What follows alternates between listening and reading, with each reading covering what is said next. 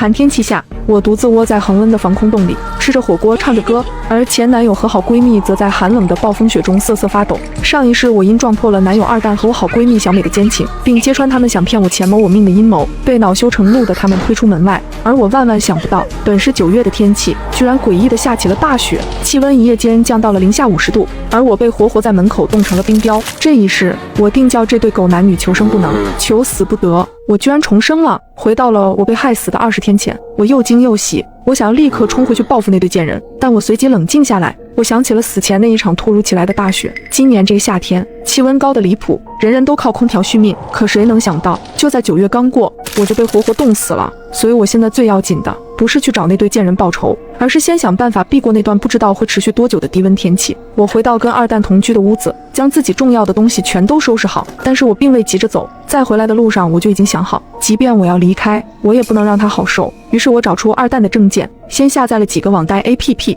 将二蛋的资料都输入了进去，然后做了一桌好菜，坐等二蛋下班回家。二蛋下班一进门，看到一脸甜笑的我和满满一桌菜，顿时诧异。我温柔地告诉他，我打算将我爸妈留给我的房子卖掉一套，买他看中的那套房子做婚房。二蛋和小美一直在合谋怎么哄我卖掉我爸妈的房子，骗走我的钱。见我终于松口要卖房，他非常高兴，过来就要亲我。我推开他，吃饭吧，我请了1周年假，你一早我就得去找中介呢。吃饭时，我撒娇地拿出手机要跟他合拍搞怪视频。二蛋向来讨厌我拍他，但现在他要哄着我卖房，自然百依百顺，让他眨眼就眨眼，让他摇头就摇头。眼见几个 APP 里100多万贷款全都到账，我卸载掉 APP， 笑着放下手机。哎呀，一直拍不好，不拍了。这顿饭我和他吃的都很开心，气氛一度十分和谐。第二天二蛋上班后，我打包了自己的物品离开了。爸妈去世前留给我的房子有2套，一套在市区，是学区房，一套是在宁市边郊紫金山下的小别墅。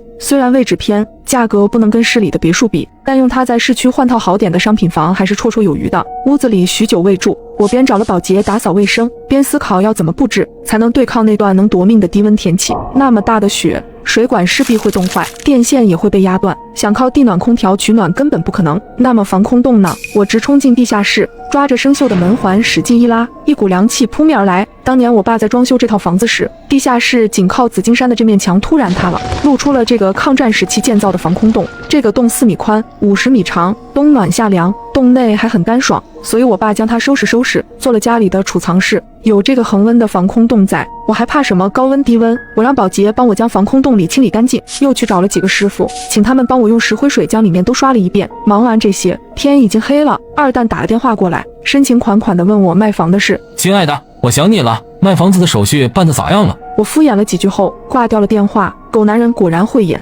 满嘴的想念，怕是正跟小美在庆祝终于骗得我肯卖房了吧。第二天一早，我就去找人来帮我改善防空洞的通风口。我清楚地记得，我死前的大雪已经漫过了腰，所以原先那种通风眼肯定会被雪堵上。这次我直接将每个通风口都加上了长长的不锈钢管，顶头还焊接了不锈钢帽，这么一来，雪就不会落进通风管内堵塞通风了。然后我又买了2套壁炉，一套纯取暖，一套取暖做饭两用，都有烟筒可以伸出去，不用担心一氧化碳中毒。安装好后，便是大批量的买木柴和木炭，又买了烤炉。末日来临时，水电燃气都指望不上，只有最原始的木柴最保险，既能取暖又能做饭。虽然山洞恒温，但我也不确定那温度到底会低到什么变态程度，所以有备无患。想到水管也会冻裂，我索性又找了师傅来帮我在地下室里打井，和防空洞一样，井水也是恒温的，外面再冷它也不会结冰。打井师傅很诧异，说别人都是把井打在院子里，我为什么要打在地下室？我早就想好了借口，说我在研制护肤品开发，要用不见天日的水才行。那师傅顿时被我一本正经的胡说八道给糊弄住了，带着一脸的佩服。接下来我便是囤物资，若家里没有物资，不被冻死也会被饿死。考虑到会没电，我买了30箱蜡烛，20个太阳能充电灯，2箱火柴，大米500斤，面粉50斤，干面条20箱，方便面20箱，水200箱，各种干菜、饮料、咖啡、罐头、卫生纸，以及各种我能想到的药品、纱布等。我将这些物资都安放妥当后，离那场低温只剩了1星期。这期间二蛋每天都会给我打电话询问卖房事宜，好几次我都差点笑出声来。打开我离开那天安装的监控，看着他一边和怀里的小美腻腻糊糊，一边深情脉脉地给我打电话，我忍着恶心挤出夹子音问二蛋：你爱我吗？二蛋答得极顺口，当然爱呀。说完就在小美的脸上狠狠地亲了一口，然后道：大宝贝，你听见了吗？老公在亲你哦。话音一落，小美跟她无声的笑作一团。我淡淡道：听见了，不过我咋觉得你其实是在亲一头猪？她怀里的小美立刻跳了起来，一脸怒意的愈发作。二蛋赶紧竖起手指示意她别出声，边对我道：傻丫头，不许说自己是猪。我当然不是说我自己。哦，对了，你这2天见小美了没有？二蛋便有点紧张。没有啊，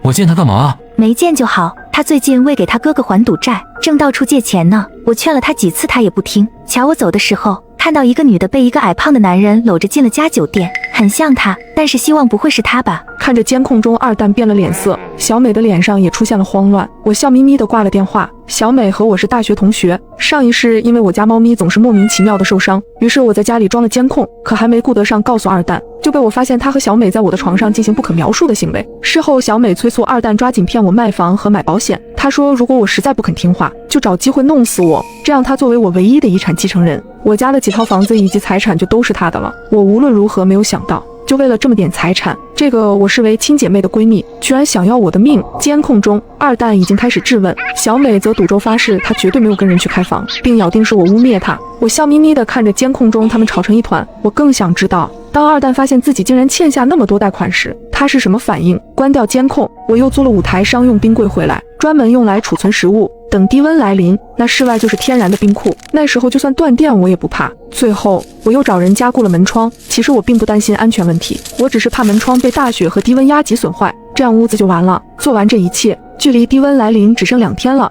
二蛋也终于发现他欠下大批贷款的事。他打来电话：你是个贱女人，我的贷款到底是怎么回事？我边懒洋洋说道：什么贷款？我不知道呀。你还想抵赖？二蛋怒不可遏：江芝，你真可恶，竟然用我的身份信息贷款这么多钱，你还是不是人了？我语气稍稍认真：你是说前几天你转给我的那123万？二蛋暴跳如雷：什么我转给你的？我什么时候转给你的？我发过去一张照片，是张借据，上面清楚地写着他借了我现金123万，1年之内免息还清。二蛋炸了：我什么时候借过你钱？二蛋当然不承认，在电话那头嗷嗷地叫唤：你立刻把钱还给我，不然我告你。我冷笑：我既然敢这么做，就不怕他告。证据链我早就准备好了，借条自然是我伪造的，可后面的签名却是他亲笔手书啊！别问，问就是没事，千万别在空白纸张上乱写自己的名字。再说今天末世倒计时的最后一天，就算他要告我也找不到我。我挂掉了电话。末世最后的安静日子，我还是很珍惜的。吃了我喜欢的四川火锅期间，二蛋不停地给我打电话发信息，对我破口大骂。我既不拉黑也没回复，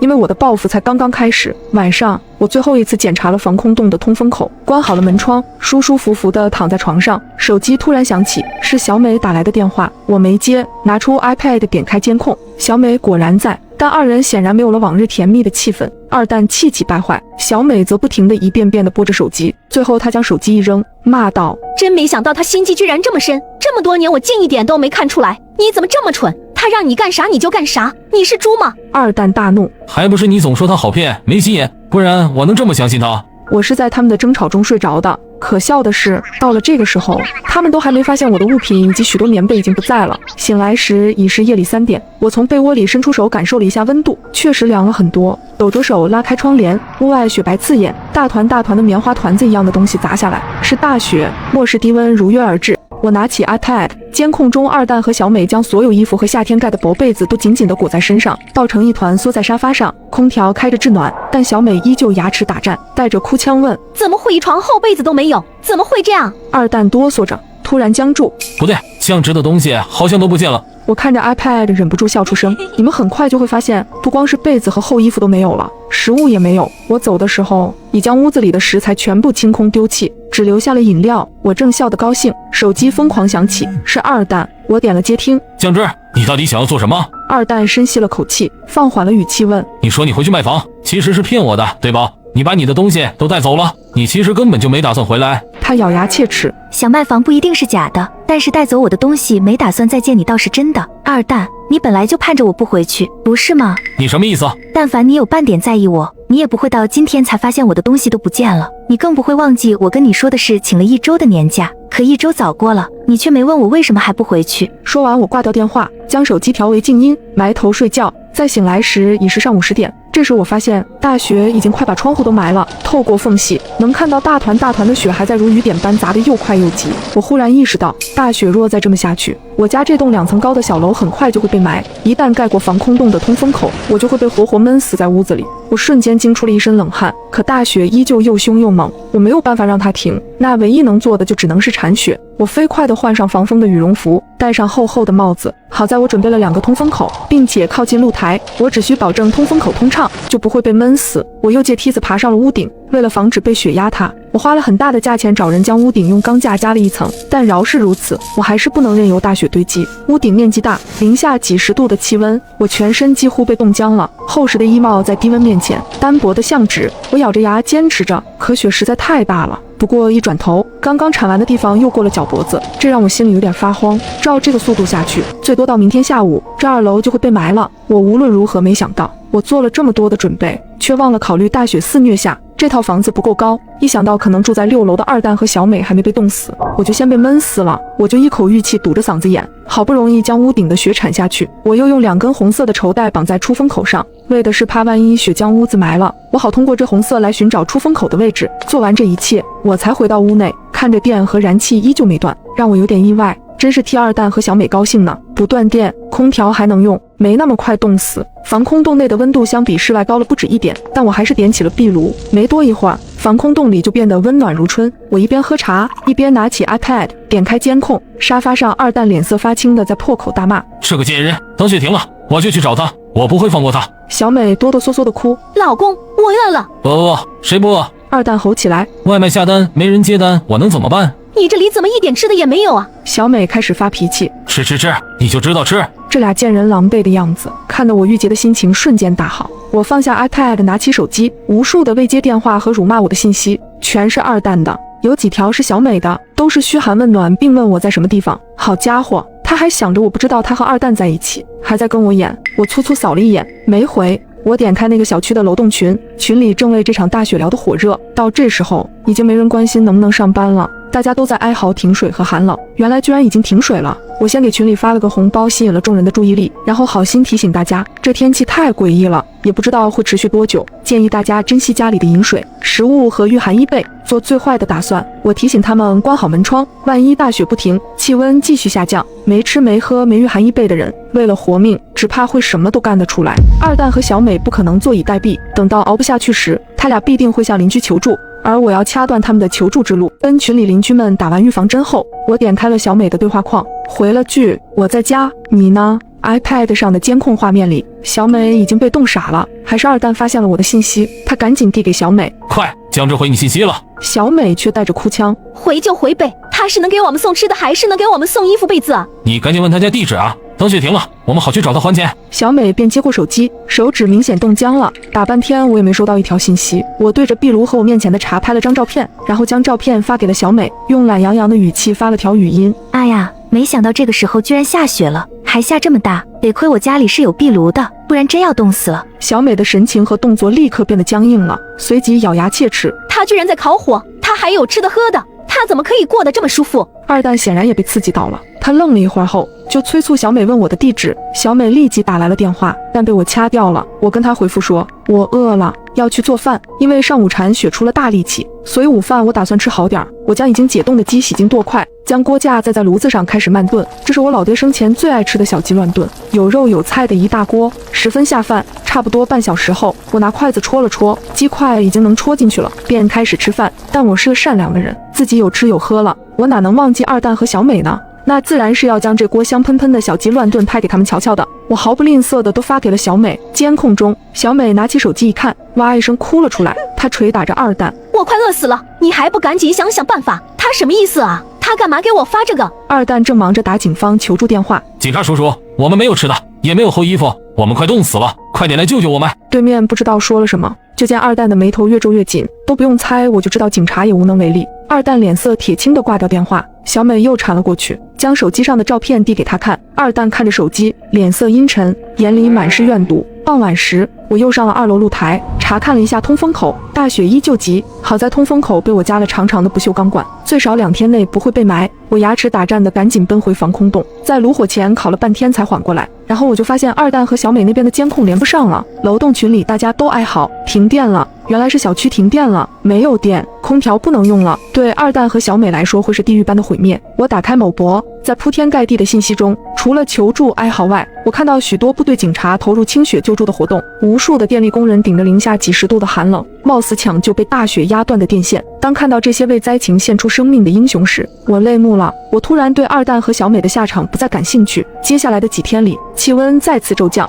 最低温度甚至达到了恐怖的零下40度，而我每天都躲在恒温的防空洞里，烤火喝茶铲雪睡觉。就这样，大雪持续了半个多月之后，终于停了。我搜索了附近的志愿群，加入其中。而在救助的过程中，我也得知二蛋和小美早已冻死在屋子里，而两人生前好像有打斗的痕迹，原来是因为家里只剩下最后一块面包。灾难面前，人人自危，两人便为了最后的食物打了起来，最后落得两人都惨死的下场。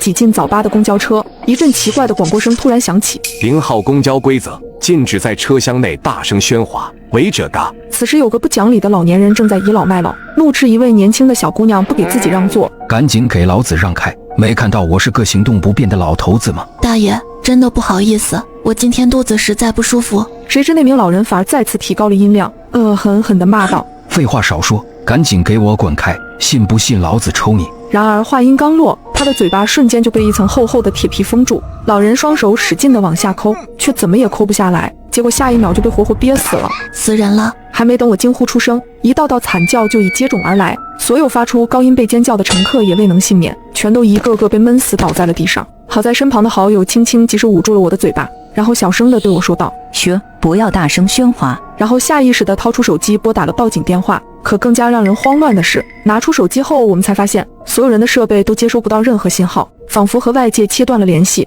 司机呢？为什么出了这么大的事还不停车？可当我们走过去才发现，面对这么血腥的场面，司机竟毫无反应，平静无比地紧握着方向盘，踩着油门向前开去。更加诡异的是，挡风玻璃外面根本不是我们熟悉的市区，所有的高楼和车辆全部消失不见，只有一条白茫茫的长路被阴云笼罩，一眼看不到尽头。这时诡异的广播声再次响起：欢迎来到0号公交，若想活命，请按规则行事。车里一片死寂，每个人都屏住了呼吸，仔细倾听诡异的公交规则。1. 本班公交不会在中途站点停车，更不会开门，试图自行离开者嘎。2. 每到一个新站点，公交内将会出现一条新规则，请严格遵守。3. 规则与规则之间不会互相重复。4. 禁止以任何方式触碰或攻击司机，否则后果自负。5.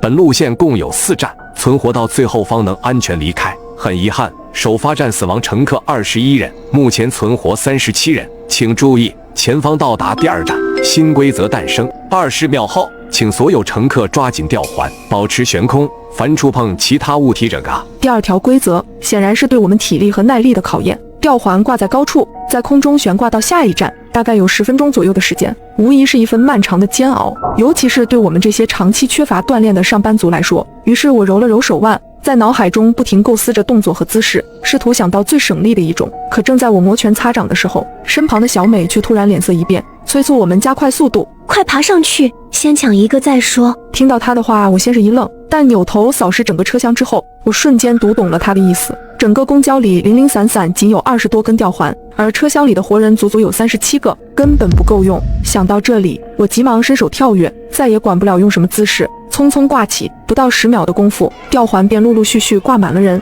眼看时间将要截止，仍然站立的乘客们再也没法冷静，找准一个个已经挂好的乘客，不停推搡，不停拉拽，甚至拳打脚踢，一时之间混乱无比。本就血流成河的车厢俨然变成了内斗的修罗场。为了不被众人波及，我把双脚也向上荡起，整个人紧紧缠在顶部的横杆上，手脚并用，仿佛一只紧贴树干的树懒，并且不停呼喊身旁的青青和小美，示意他们也模仿我的样子。中途有个光头男人试图把我拽下去，却发现太高的位置很难使劲，折腾几秒都不能把我弄走，只能钻向了别处的站团。等到倒计时结束，滴滴声悄然响起，我急忙放开双腿，只与吊环本身保持接触，回头看去，那些仍在焦灼争抢的乘客纷纷顿住了身形。一道阴风骤然吹过，好似一把巨大的剪刀，每个人的身体都被规则地切成了几片。看着这一幕，我忍不住心里发毛，把手中吊环抓得更紧了些。公交有些颠簸，为了防止掉到地上，我把2只手臂交错穿过吊环，用手肘关节死死地将其扣住，哪怕疼痛刺骨，但稳定性的提升也让我心中平静了几分。与此同时，车厢里每个人都在用力支撑着自己，生怕泄了气。在沉默的酸楚中，我慢慢麻木，甚至感受不到时间的存在。窗外模糊不清的景色更是平添了一份无形的压抑。10多分钟之后，久违的到站铃声终于再度响起。第3站到了，很遗憾，第2站死亡乘客17人，目前存活20人。听到这，我总算卸下了负担，瘫软在地。可我们才刚放松没多久，第3条规则就紧跟着从喇叭里钻了出来。请注意，公交规则第3条，请所有乘客在3分钟内选择合适的位置躲藏好。游戏开始后，到站前禁止移动。听完这条规则后，公交上的所有人都松了口气。和前2关的猝不及防不同，这一次总算轻松了许多，不用像无头苍蝇一样亡命乱窜。而且这一关看起来似乎也并没有什么难度。可就在我们暗暗庆幸的时候，青青却始终眉头紧皱，思索许久后，一脸严肃地看向我俩。我总觉得这一关或许另有隐情。我和小美顿时屏住了呼吸，青青简单地讲出了自己的猜测。大家都从鬼门关里走出来2回了，应该很清楚前面2关的危险性有多高。不难推测，规则多半很希望置我们于死地，但又会给部分人留下求生的余地。而眼前的第3关却完全不符合这样的模式，所以我认为第3关的重点可能在规则的最后几个字上面。你说的是到站前禁止移动？没错。青青点了点头。我猜接下来的行驶过程中很可能会出现一些意想不到的事情，把某些乘客淘汰。因为不可移动的规则存在，大家一旦选定了躲藏位置，就不能后悔，不能逃跑，到时候只能眼睁睁看着自己被淘汰。听完青青的推测，我们忍不住有些不寒而栗。这时大部分乘客都已经开始陆续寻找躲藏位置，而座位的下方则成为了绝佳的选择。眼看实在找不到规则背后藏着怎么样的危险，青青自言自语道：难道是我想多了吗？无奈之下，最后我们也只好打算躲进座椅的下方。可就在我即将钻到座椅底部的时候，我的余光却猛地瞥到了司机的身影。只见他双手放开方向盘，然后来了个180度的侧翻，直接将头倒立在了地上。而他那死气沉沉的脸上也第一次勾起了诡异的微笑。看着他那古怪的动作，我忍不住回头瞥了瞥那些塑料座椅，似乎突然明白了其中的用意。我的天！眼看时间已经开始了倒计时，我急忙拉起不远处的青青和小美，我也来不及做太多解释，只能赶紧催促道：快爬到座椅的上边去！2人虽然一头雾水，但还是迅速躲到了座椅上面。听到倒计时结束的那一刻，我这才放松了一口气。公交车内的众人全部屏住呼吸，默默等待着关卡的审判。发动机的轰鸣依旧持续，之前沉默的司机却倒立似的出现在我们眼前，嘴上露出诡异的笑容。捉迷藏游戏正式开始，西西，千万不要被我抓到哦。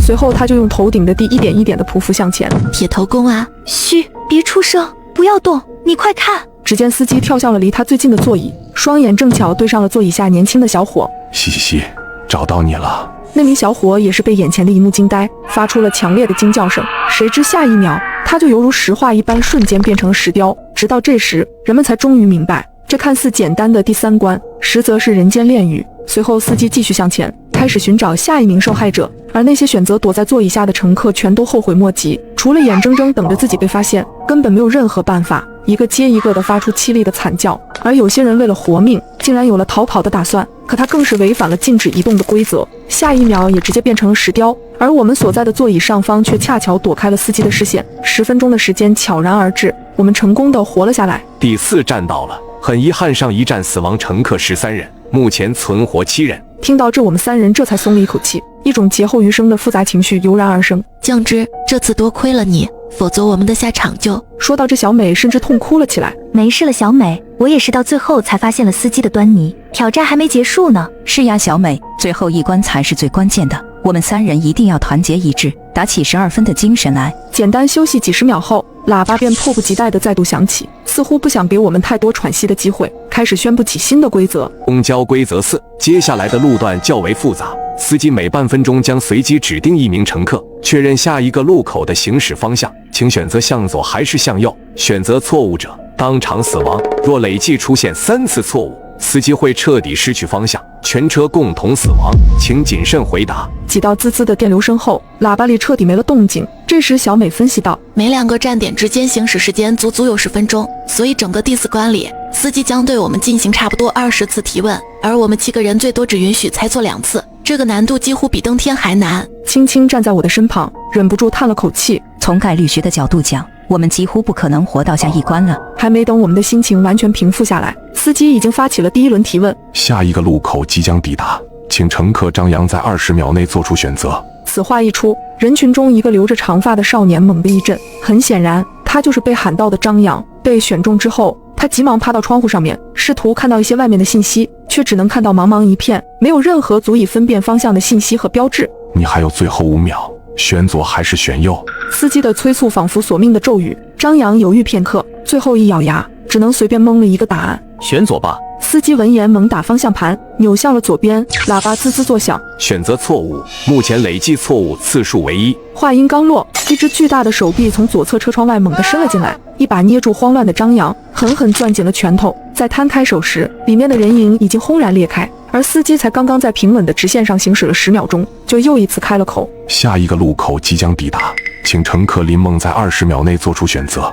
此话一出，离我们最近的那位乘客顿时大惊失色。在司机惯例的催促中，林梦只能选择了和张扬相反的右边。喇叭声再度响起，选择错误，目前累计错误次数为2。巨大的手臂再次出现，从右侧车窗猛地握住了林梦的身躯，这一次把他活生生拽到了窗外。公交里越发沉闷，接下来一次都不能错，否则5个人都将埋葬于此。紧张的空气里，司机开始了第3轮提问：下一个路口即将抵达，请乘客将至在20秒内做出选择。听完我忍不住一愣，别说判断路口了，我甚至连路都看不到，怎么知道该往左还是往右？面对这样无解的难题，我也只能随便瞎蒙了。就在我即将放弃挣扎的时候，一直沉默的小美突然说话了：你先别急，我有一个想法。我刚想开口询问，小美却已经迅速爬到了右侧的窗沿上，像是在找什么东西。接着她又跑到了左侧的窗沿上，2、3秒之后，她才回到了车厢里。右转。见她语气坚定，我也毫不犹豫地选择了相信。右转。与此同时，喇叭声也再度出现：选择正确，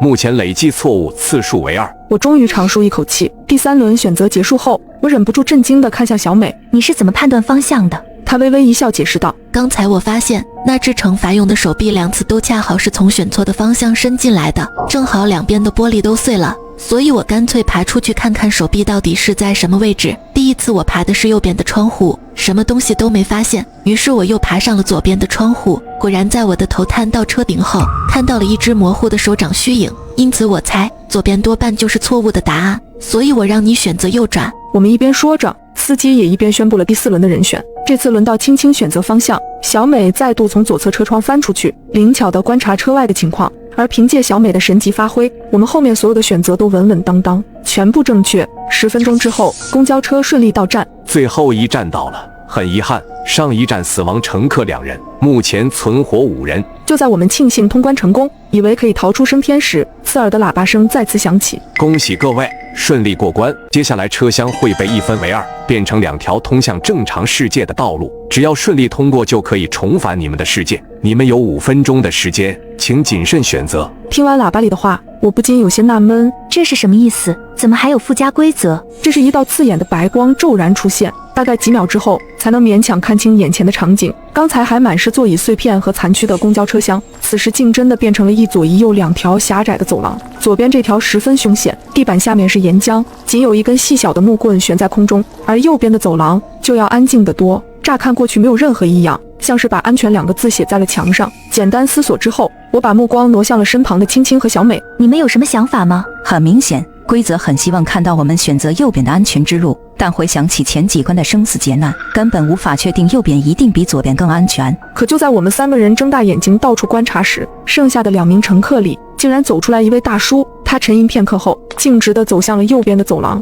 各位，我觉得你们可能把事情想复杂了。之前所谓的规则，无非就是想要淘汰大多数人，又总会给少数人留下生机。但别忘了，这条是附加的规则，你们都陷入了思维的惯性，老想着找到什么玄机，其实恰恰可能错过真相。有没有可能这2条走廊都没有什么机关，而是一道简单的分配问题？很可能每条走廊最多只允许1人通过，随后就会关闭。听完大叔的分析，我们3人全部陷入了短暂的沉默。各位，名额有限，我就不等大家先走一步了。可他刚走出2步，无数条刀刃突然冒出，仅是3、4秒的功夫，那位大叔就变成了肉泥。右边的走廊居然隐藏了刀刃，不知不觉间，大家的神情都变得紧张起来。然而此时，另外一名幸存的光头男却显得异常开心。大叔用生命的代价替我们摸清了右边的走廊，看样子现在只有左边的走廊才是安全的。如果这条走廊真的只允许1人通过，那么就是我了，拜拜了各位。说完，他就大步地跑了过去。然而谁也没想到，光头男刚踏出2、3步的距离，他就在一声惨烈的哀嚎中变成了片片血花。